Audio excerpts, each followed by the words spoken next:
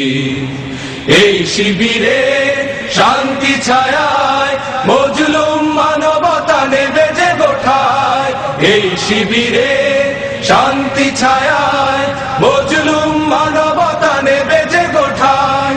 মানুষ গড়ার এই আঙিনায়, মানুষ গড়ার এই আঙিনায় আল কোরআনের বাণী পড়েছি, আমরা শিবির গড়েছি।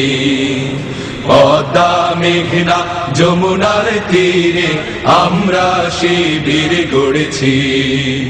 পদ্মা মেঘনা যমুনার তীরে আমরা শিবির গড়েছি।